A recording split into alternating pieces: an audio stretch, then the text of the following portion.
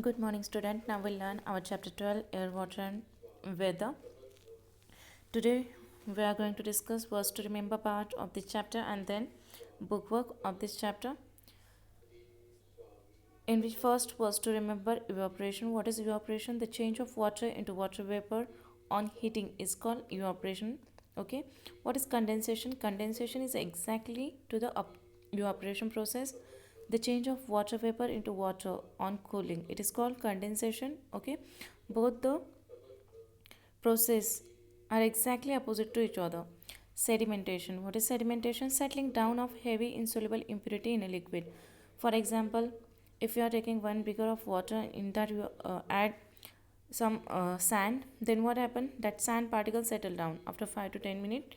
That sand particle totally settle down at the bottom. Okay, that sand particle are nothing but the heavy insoluble impurities in liquid that's settling down in that beaker. That is called sedimentation. Okay, now the next one is decantation. What is decantation?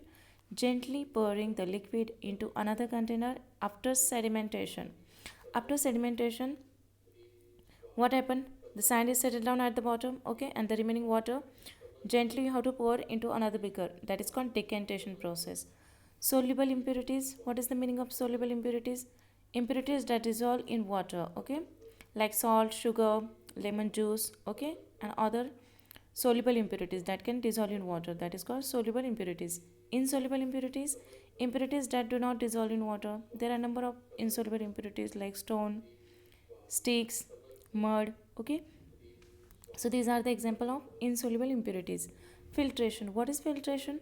Removal of insoluble impurities by straining. Okay, like if I take the same example, take one beaker of water, add some sand in that water, and then stir it. Okay, and by using strainer or filter paper, just filter that water. What happened?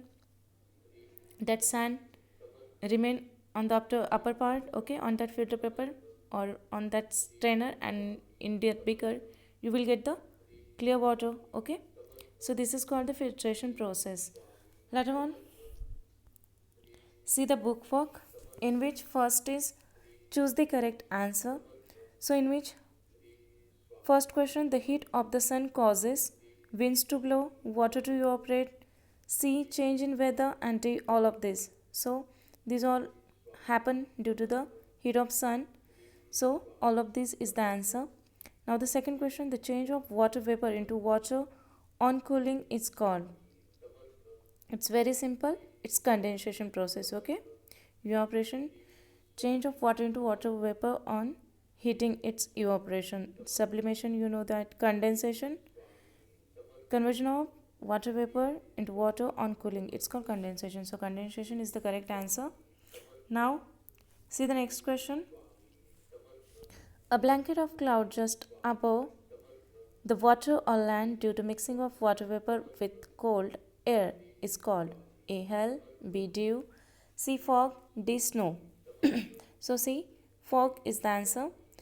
Fourth question, land and sea bridges blow due to change in A, water level, B, density, C, pressure, and D, temperature. So what is the answer?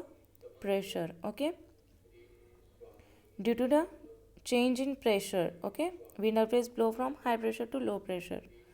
Now the question 5, chemicals like chlorine, bleaching powder, or potassium permanganate are added to the water to make it A, tasty, B, salty, C, germ free, and D, chemically active. So what is the answer? C, germ free.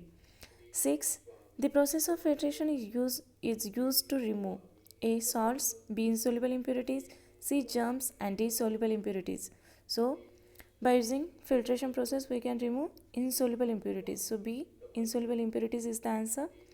Now the seventh question, the continuous flow of water in nature is called A, water table, B, water logging, C, water scarcity, and D, water cycle. So water cycle, D is the answer. So student,